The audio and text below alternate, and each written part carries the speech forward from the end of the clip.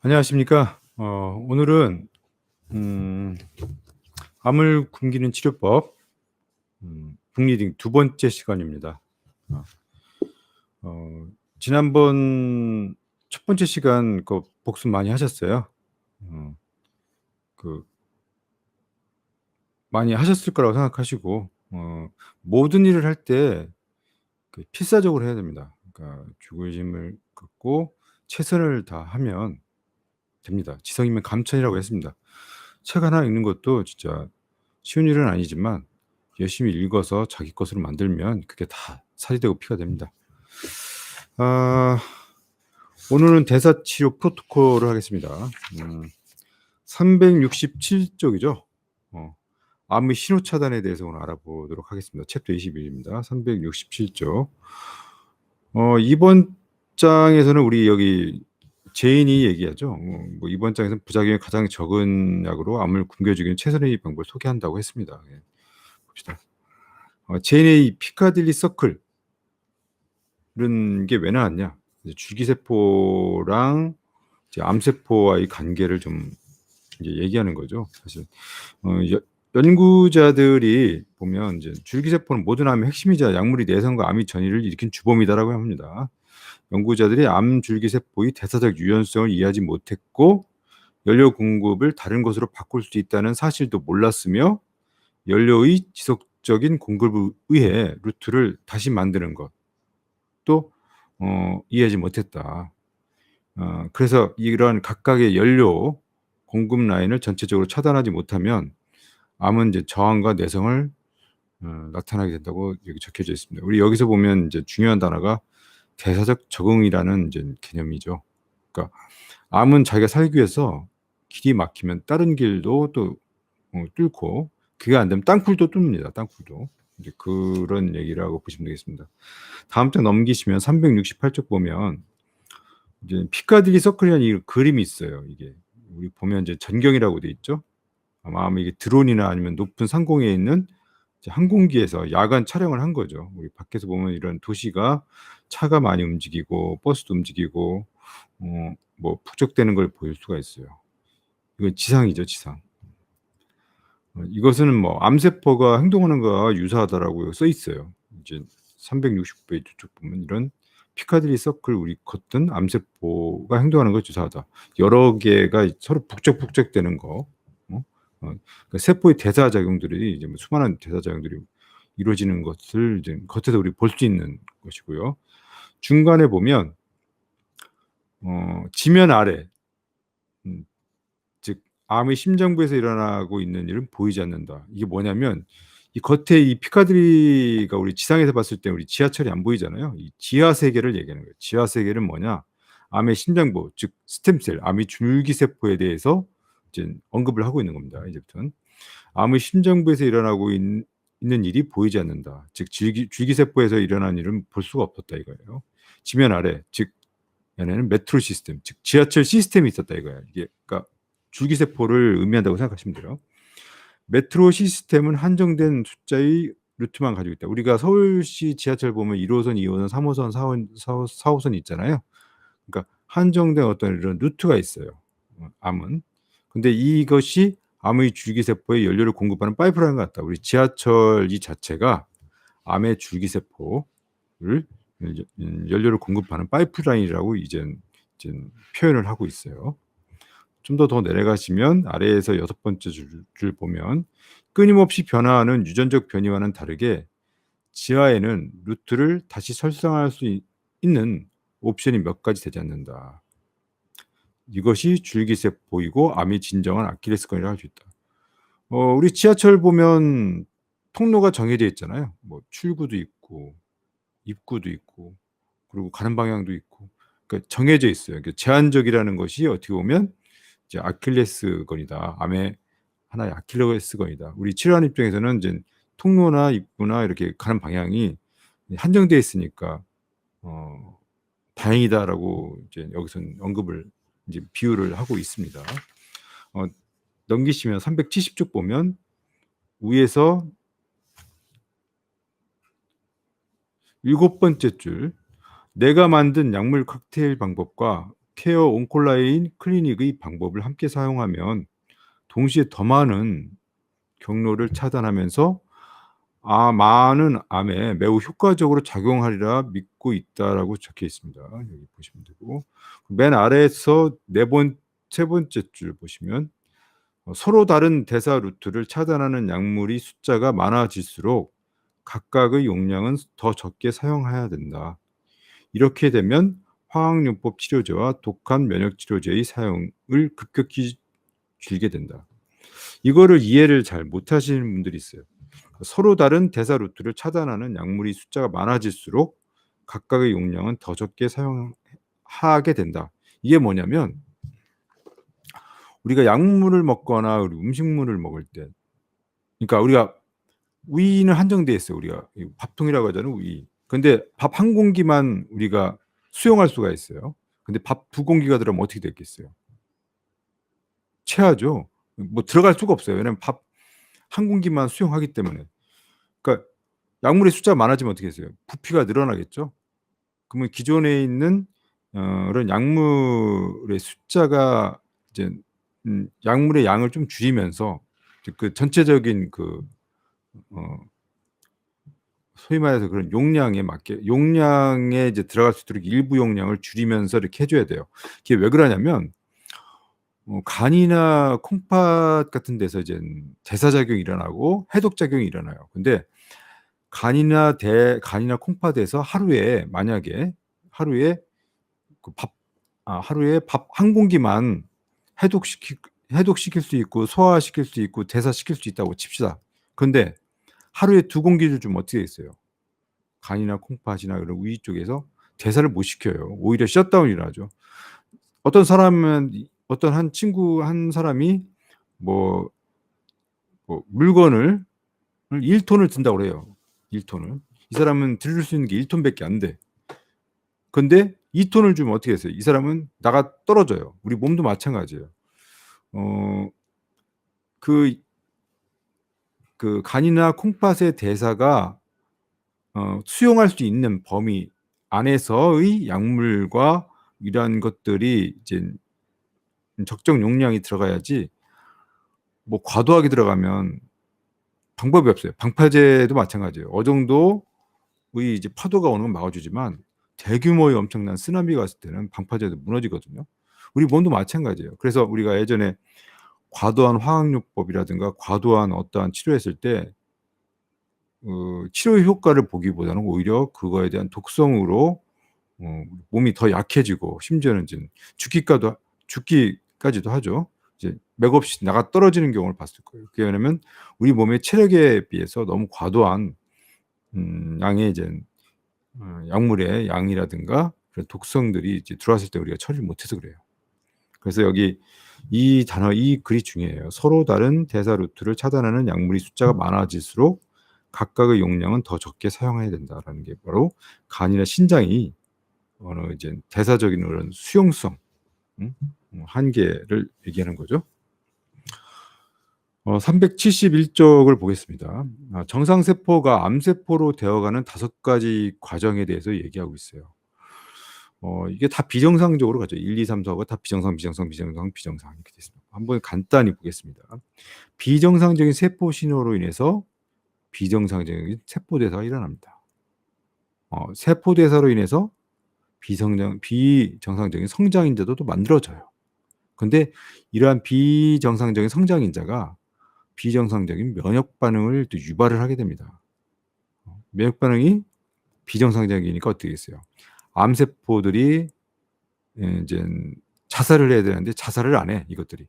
암세포들이 즉 자살이나 사망이 감소되고 오히려 빠른 분열로 해서 증식한다는 얘기입니다. 그래서 암의 5가지 특징을 이제는 이렇게 5단계로 이제 표현했죠. 비정상적인 세포 신호를 보면 여기 보면 TLR4라 TLR9 그리고 PGE2, IL6, WNT, 해지호그, HHG 그리고 노치, ER, EGFR, HER2가 있습니다.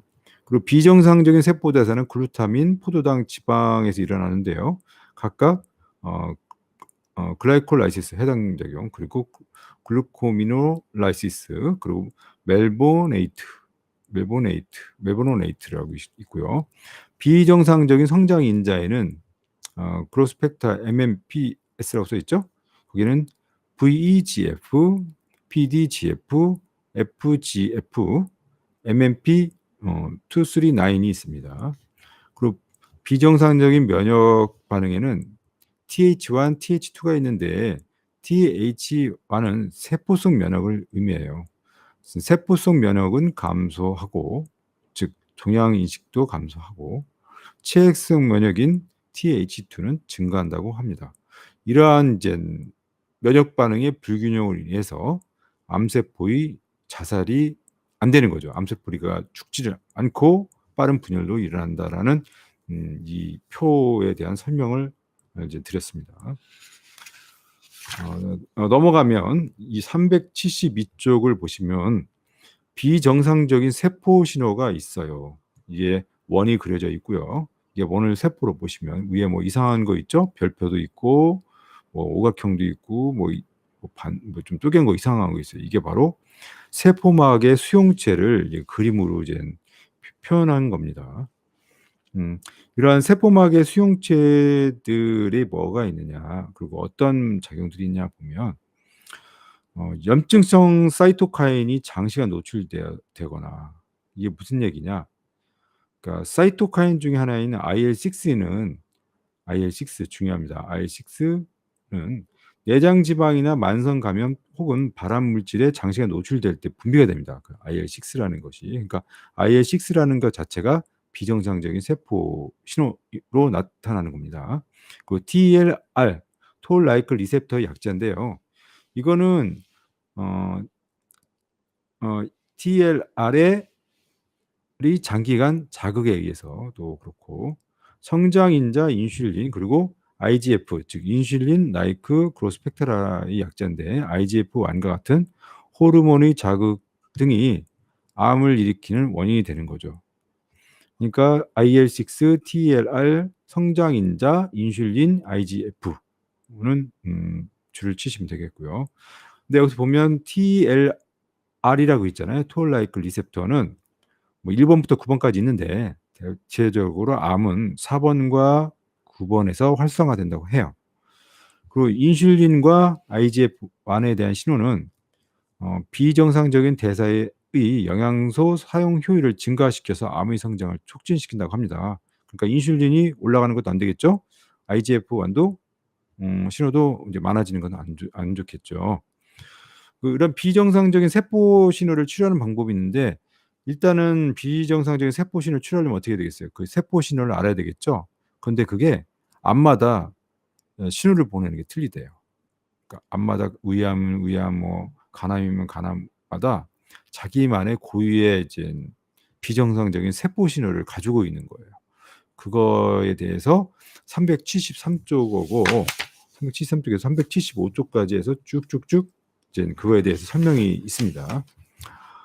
첫 번째, 해지 호그 시그널이라고 해서 앞에서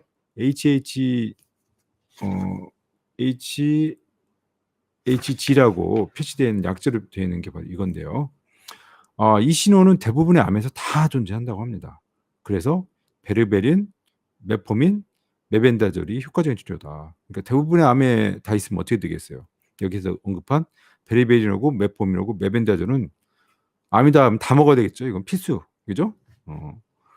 그리고 WNT, 즉 베타 카테닌이 있는데요. WNT는 마이크로좀 RNA 34A에서 조절되는데요. 이것은 항바이러스 효과를 가진 이제 마이크로 RNA입니다. 이게 이것은 이제 바이러스에 의해서 유도되는 많은 암들과 관련이 있는데요. 이 WNT 신호가 이제 제대로 작동하지 않으면 헤르페스 바이러스 아시죠? 대상포진 이런 거, 헤르페스 우리 입에 트는 거, 그런 바이러스, 그리고 비롯한 뭐 거대 CMV 바이러스, 그리고 EB 바이러스, 그 휴먼 파필로마 바이러스, HPV 바이러스 등이 있어요. 이런 게 침입해서 진행을 됩니다. 그러니까 우리가 WNT 신호, 이러한 대상포진이라든가 이러한 어 여러 이런 바이러스들이 창궐 한다 그러면 내 몸이 면역력이 약해졌다라는 얘기를 우리 병원에서 들은 적이 있을 거예요, 대상포진 때문에 걸리신 분들. 이러신 분들은 '나의 면역체가 흔들리고 있구나. 그러니까 좀 더 신경 써야겠다.'고 생각하시고 미리 이제 준비를 하셔야죠. 이제 그러니까 몸도 면역력을 기르는 준비를 하셔야 됩니다. 여기 보시겠습니다. 이런 CMV라든가 EB라든가 HBV 이런 바이러스들은 잠복을 지속하거나 인간의 면역계를 피해서 바이러스 중에서 이제 증식을 종조장해서 이런 경로를 조절하고 수정할 수 있도록 이제 진화를 합니다.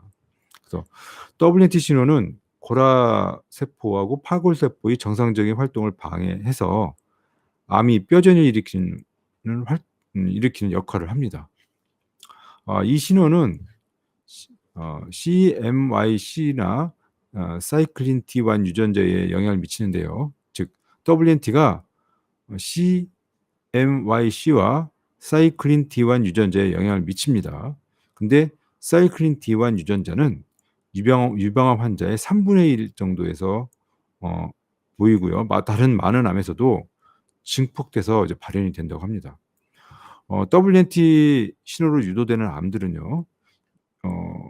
잠시 보면 결정암, 그리고 난소암, 신장암, 자궁경부암, 간암, 육종 등이 이에 해당된다고 합니다. 치료로는 우리 WNT 신호에 대한 치료는 아스피린과 디피리다몰이 해결을 해 준대요. 아스피린하고 디피리다몰은 이제 뼈가 재형성되는 데 효과가 있고요. 항바이러스 효과도 있습니다. 우리 앞에 CMV라든가 EB라든가 HB는 다 바이러스제잖아요. 이런 거를 또 제압하는 데 효과가 있는 거예요. 또 하나 니콜스아마이드라든가 NSAID라든가 비타민 D3도 WNT 신호를 개선시키는 데 도움을 준다고 합니다. 그리고 세 번째는 이제 노치의 신호죠. 이 신호는 자궁경부암과 관련이 있는 것으로 이제 알려져 있다고 하고요. 이것을 이제 조절하는 것은 천연 플라보노이드인 이제 루테올린을 복용을 해야 합니다. 그리고 또 하나는 이제 설포라판하고 케르세틴도 역시 이 노치를 이제 타겟으로 해서 조절하는 걸로 돼 있어요. 이 노치는 섬유아 세포의 주위 변화하고 CMYC 유전자와 관련이 있는데요. 이 두 유전자, 이 두 가지는 암을 더욱 공격적으로 만든다고 합니다. 그래서 이 노치로 유도되는 암을 우리 살펴보면 위암, 두경부암, 자궁경부암, 일부 유방암, 대장암, 백혈병, 신경교정, 수모세포증 등이 있고요. 이것은 이제 니클로스 아마이드라는 이제 구충제로부터 도움을 받을 수가 있어요. 그래서 니클로스 아마이드는 노치, 옥스포스 포스포레이션, 그리고 NFKB, WNT 베타 카테닌, ROS, 엠토르, 스타트3 등 많은 신호 과정들을 타겟으로 하고 있습니다. 일부 여기 보니까 위에 메벤다졸도 쓰고 여기 니콜스 아마이드도 구충제인데 이걸 다 구충제를 두 개씩 먹어야 됩니까? 이렇게 이제 질문하신 분들이 있을 수 있어요. 메벤다졸하고 니콜스 아마이드를 이제 주기적으로 바꿔주죠. 보통 이제 우리 이제 직접 먹을 때는 이제 일정 기간 메벤다졸 쓰다가 어느 기간에는 니클로스 아마이드를 이제 쓰다가 이렇게 이제 바꿉니다. 치료는 이제 루테올린과 설포라판, 그리고 케르세틴, 니클로스 아마이드 등이 이제 치료로 쓰고요. 이 모든 것들이 암세포 여러 곳을 이제 타겟으로 하기 때문에 이제 좋아요. 그런데 단 우리 이제 설포라판과 루테올린은 암 치료 3일기 즉 화학 치료 있잖아요. 이때는 이제 복용을 좀 중지하자고 여기 써 있습니다. 뒤에 넘기시면 TLR4가 있어요. TLR4에 해당되는 암은 두경부암, 식도암, 위암, 결장암, 간암, 췌장암, 피부암, 유방암, 난소암, 자궁경부암 등에서 나타나고요. 치료는 베르베린, 저용량 날트렉손을 사용합니다. 그리고 TLR9이 있는데요. 이건 바이러스와 관련된 암에서 나타난다고 하는데요. 치료는 이것도 또한 저용량 날트렉손입니다. 그 우리가 TLR은 저용량 날트렉손이 이제 단골이다. 단골로 치료하는 거라고 생각하시면 될 것 같아요. 그래서 좀 쭉쭉 내려가시면 이제 저용량 날트렉손을 복용하면서 나의 림프 부종이 많이 개선되었다. 좀 붓는 게 좀 많이 좋아졌다. 정말로 좋았다.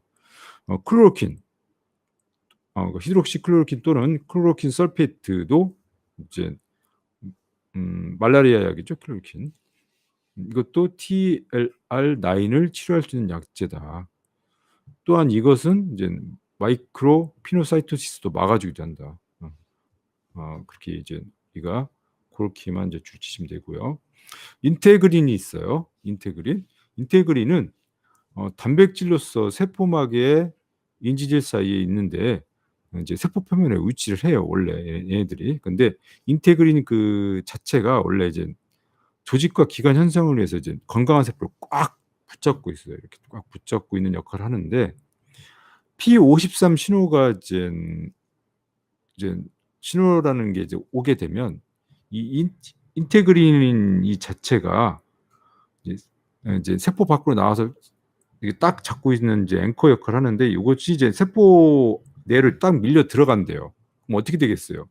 이게 세포가 이제 떨어져 나오겠죠. 이제 일단 고정 막 이렇게 움직이지만 이제 배가 이제 항구에 와서 이제 정박을 할 때 어떻게 해요? 닷을 내리잖아요. 이런 닷과 같이 이렇게 배가 안 움직이도록 이제 돛을 내렸는데 그 신호가 잘못 저쪽에서 이제 너 그러니까 신호를 잘못 준 거죠. 그러니까 이제 닷을 다시 올리는 거예요. 배에서 올리면 어떻게 해서 배가 이제 물결에 따라서 떨어져 나가잖아요.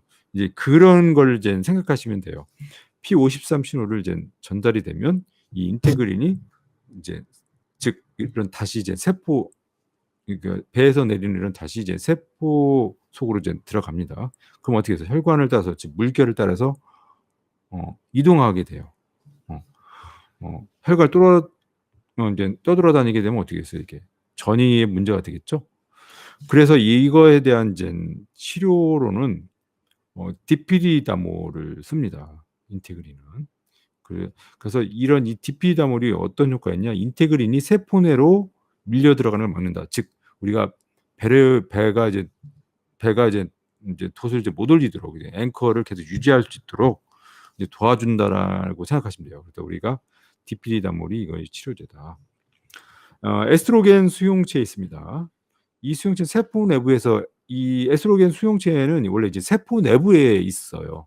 세포 내부에 대표적으로 유방암, 난소암, 자궁내막암에 많이 상징되어 있는데요. 위암, 비소세포 폐암이라든가 대장암, 간암에서도 발견이 됩니다. 근데 이제 이거에 대한 치료는 메포민처럼 I3C라든가 DIM 그리고 멜라토닌 등 이거에 대한 이제 치료제죠. 그래서 에스트로겐은 수용체를 차단합니다. 그래서 우리 유방암 환자들 이런 분들 보면 이제 타목시펜 쓰잖아요. 타목시펜에 너무 이제 부작용이 심하면 이제 DIM이라든가 I3C라든가 이제 이런 것들을 이제 불가피하게 대체적으로 이제 대체해서 쓰는 경우도 있어요. 여기 보면 오스트레일리아 애들레이드 연구에 따르면 뭐 에스트로겐과 프로게스테론 둘 다 양성인 경우 에스트로겐 수용체만 양성인 환자보다 얘가 더 좋았다. 뭐 둘 다 양성인 경우 프로게스테론 투여하면 암이 상당히 느려졌다. 이런 게 일부 얘기도 있다. 그리고 EGFR 오른쪽 페이지 보면 이거는 이 수용체 EGFR이 있다고 하면 우리 녹차라든가 베레베린, 강황을 드셔야 돼요. 여기는 기량제로 돼 있으니까. 약으로 보면 지피니빈이라든가 이얼로니닙이라든가 라파티닙 같은 이런 물질도 있어요. 그리고 또 하나는 이제 녹차, 베레베린, 강황 외에 또 하나는 이제 클로로킨 그리고 있을 수 있는데 이 클로로킨은 허투와 EGFR 치료에 저항을 나타내는 암이나 이제 공격적인 암들을 예방하거나 치료하는 데 열쇠가 될 수가 있습니다. 그래서 EGFR은 녹차, 베레베린, 강황, 클로로킨 이렇게 보시면 될 거고요. 아까도 우리 아까 인터루킨 내 얘기 나왔었어요. IL-6 나왔었잖아요. 앞 페이지에서 나왔었는데 인터루킨 1과 6 즉 PGE2는 염증성 사이토카인이에요. 그래서 콕스라는 이제 효소를 분비시키는데요. 이 효소가 암을 성장을 시켜요. 그러니까 IL-1이나 6가 콕스라는 효소를 분비시키는데 이 효소라는 것이 암을 성장시켜요. 그러니까 IL-1이나 6가 있다 그러면 이건 나쁜 놈들이죠. 나쁜 신호죠. 신호를 보내 가지고 콕스라는 효소가 분비돼서 암을 성장시키니까. 그래서 이 IL-1과 6는 비스테로이드성 소염제 즉 NSAID로 처리를 할 수가 있습니다. 한번 볼까요? 치료는 아스피린 혹은 더 강한 형태, 처음에는 아스피린 사용했다가 에테돌락으로 교체해서 3개월간 이제 복용합니다. 이거 왜 교체합니까? 그 두 개 다 좋은 것 같은데 같이 쓰면 안 돼요? 아스피린하고 이 비스테로이드성 소염제 즉 NSAID를 같이 쓰면 우위장 빵꾸 납니다. 우위궤양이 일어날 수도 있어요. 그래서 이제 썼다가 중간에 이제 교체를 해서 씁니다. 빵꾸 나면 이제 우위장 출혈 나니까 이러면 안 되겠죠. 요즘도 이제 여기 이제 제이는 계속해서 75ml 아스피린을 예방 목적으로 매일 복용하고 있다고 했습니다. 아스피린 먹는 목적 아시죠? 포화지방 저기하려고 먹는 거 아시죠? 그리고 강한 NSAID는 가끔 음식과 함께 복용한다라고 돼 있어요. 우리 PPAR 감마, 페록시좀 프로리퍼레이터 액티베이티드 리셉터 감마라고 이거 약자가 PPAR 감마입니다. 이것은 핵에 있는 수용체로서 지방 저장이라든가 포장 대사의 마스터 조절자예요. 그러니까 굉장히 중요합니다. PPAR 감마는 굉장히 중요해요. 왜냐하면 이제 인슐린 이쪽과 관련이 있거든요. 그리고 WNT 이제 시그널이 이제 많이 증가가 되면 이제 PPAR 감마가 떨어져요. 이게 원래 높아야 좋은데 이제 문제를 유발시키는 거죠. 이제 PPAR 감마가 이제 떨어지면 떨어지는데 이런 현상은 암에서 이제 발생을 합니다. WNT라는 이런 신호라는 게 이제 비특이적인 신호잖아요. 그래서 PPAR 감마가 원래 염증과 인슐린을 조절하는 데 이제 작용되는데 이것이 이제 암을 포함한 모든 암뿐만 아니라 모든 대사 질환에 너무 중요해요. 왜냐면 이게 PPAR 감마가 올라갔냐 떨어졌냐에 따라서 이제 모든 대사들이 많이 출렁거리거든요. 그래서 중요합니다. 그래서 이러한 PPAR 감마에 대한 약들이 있어요. 우리 당뇨약 중에서 글리타존이라는 것도 있는데 이것은 이제 PPAR 감마를 이제 증가시켜서 인슐린 저항성 떨어뜨리고 인슐린 감소를 증가시키긴 하지만 다른 또 부작용들이 또 유발이 돼요. 그래서 이제 그런 약들이 있는데 그 약을 안 쓰고 PPAR 감마가 있다면 우리가 스타틴 그리고 베레베린 그리고 호노키놀이라는 자연물질이 있어요. 요 세 가지가 PPAR 감마를 이제 활성화시키는 거죠. 빵빵 늘려줍니다. 그리고 이부브로펜도 부분적으로 활성화를 시킬 수가 있다고 해요. 그리고 장내 세균총 중에서는 비피도박테리아 그리고 오메가3, 비타민 A, 비타민 D, 오메가7 등이 이제 PPAR 감마를 증가시키는 하나의 요인으로 보시면 돼요. 여기 맨 아래쪽 보면 비정상적인 세포 신호에 대해 무언가를 시작하게 되면 당신은 치료의 중심일 수 있다.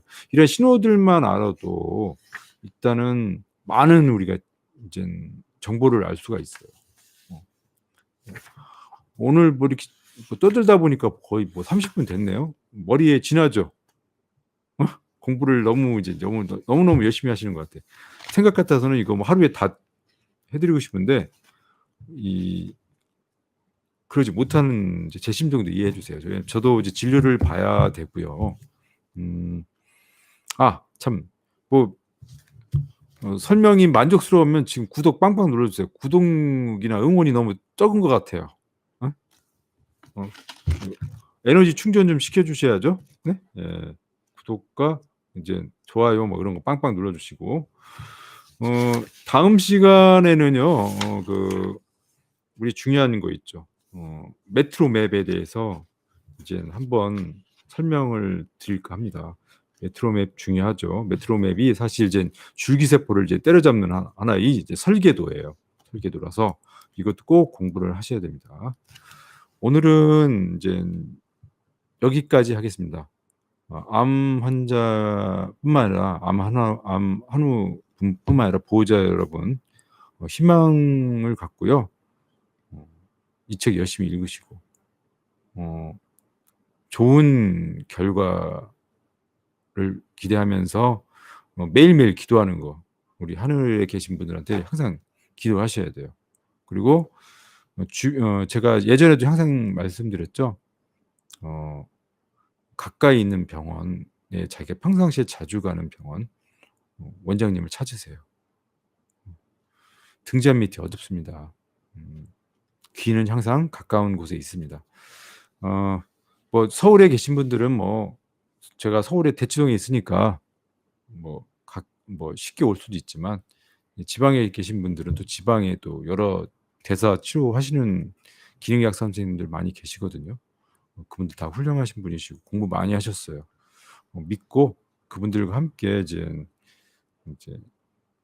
이런 암을 이제 떨쳐나갔으면 좋겠어요. 오늘은 여기까지 하겠습니다. 감사합니다. 여러분 사랑합니다. 구독하시죠?